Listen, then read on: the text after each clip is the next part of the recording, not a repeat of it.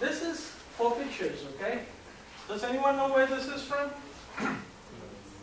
Greece, right? Santorini. That's from Norway. And that's Eastern Europe. So there are 4 different parts of the world, and you can see how they live. These guys were born on a mountain, so they had to live in this manner. They were born by a beautiful surrounding lake, so they adjusted to that. People living in modern cities and people living in the forest, how they adjust. See a little bit of modern, how people live. This is Malaysia, for example. This is in Australia, right? And this is in Yemen, in the old fort areas. And that's in Greece again, how they used to live out there.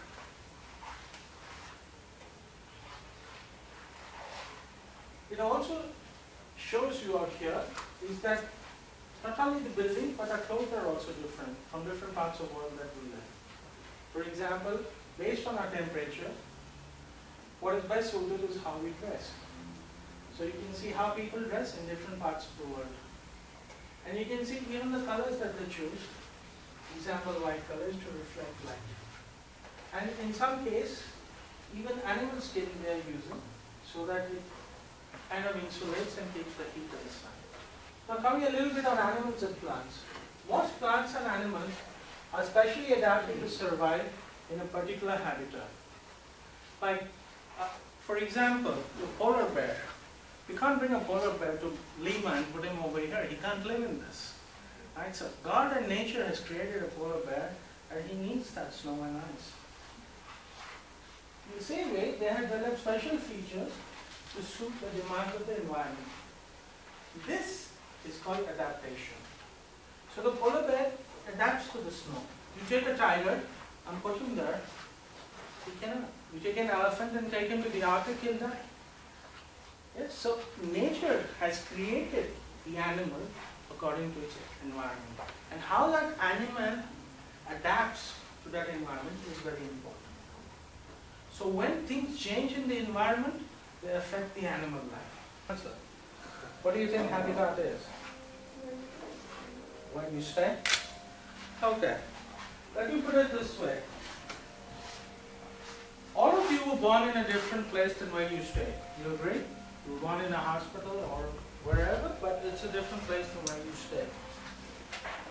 When you get married and you move on, you'll be staying in a different place. Correct? So the home influences you a lot. Right? And I just came back from Machu Picchu and I went and I studied about the Inca tribes and how they live and how they set up the towns. You guys are genetically very intelligent people. And that is important for you all to recognize that. Because just to think of how you all were living thousands of years ago is there in your blood genetically to be able to understand how you all will live in the future. So when you walk outside and you see these ants on the ground, there's some kind of group of ants that are working in a certain way. Another group of ants working in a different way. All these ants are trying to do the same thing, but differently. Things change for them. Things change for these trees outside. Things change for you all. Look at what I'm wearing now, and look what I'll be wearing in July in this classroom. It's different. Look what you pack in your bag now, and look what you pack in your bag in July. It's different. Why? Because of the environment. How does the environment affect us? It affects us completely from sunrise to sunset. You'll accept that? How many of you know that how is sunrise measured in Peru? Do you know how sunrise is measured? You go on Google and say sunrise, you get an answer. Do you know how Google got that answer? Do you know that? Measured in Peru. When they tell you it's 6:30 in the morning sunrise, how do they come to sunrise? It depends. In winter it appears before. Yeah, but how do they measure that? By seeing that. but just by seeing it, you could probably see it, and the other guy 100 kilometers away will look at it differently. How do you think they measure it? You? No. Okay. Here's the answer. There is a pole on top of Machu Picchu. And when the first ray of sun hits that pole, that is when the sunlight is declared. Did you know that? Meteorologically, that is how it is declared. So, of course, it changes with the variance in the winter and the summer. But the environment, the sun, and many issues that change will affect us. So whether it is these trees, whether it is us, or those ants, or those people, or all those animals in the forest, they all get affected through our environment. And it is through this environment we change. Got it? When we change, we begin to adapt. We adapt to our lifestyle in the month of July differently than we do in December. Right? So that adaptation to our lifestyle is called habitat. You understand? So habitat is how you adjust yourself, how you adjust your living environment based on the environment around you, based on what you want to achieve. I mean, this building is a classroom. That one is full of engineers. That one is full of architects. So when they design the building to teach architect students, they design it in a way which they can adapt with easily.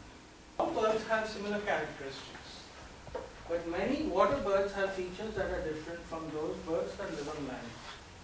Like you see the birds in the Amazon area, and you see the birds that are on the land. They're very different. Why? Because the birds that live in the water, how deep the water is. If it's very deep, then their feet are webbed. If it's not very deep, they like to wade in it and pick on fish. If it is like a huge ocean, then the penguin, even their feet here are used, wings are used as flippers. Some animals are camouflaged to blend with their surroundings. This keeps them safe, as it's more difficult for other animals to see them or catch them for food. Like the zebra, it's camouflaged, the lizard, or even the lion. Based on the environment, it helps it to camouflage and take care of itself. Some of the animals are adapted to cold temperature. Like you have the bear, or you have the seals that have this fat that keeps them warm in winter. Even plants. For example, this lily does not have a root, but it is able to survive on the water. They adapt.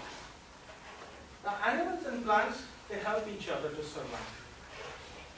And they help because the plants give shelter to the animals, they give food to the animals, and then the plants also exchange carbon dioxide to oxygen that help the animals to live, and they also protect the animals.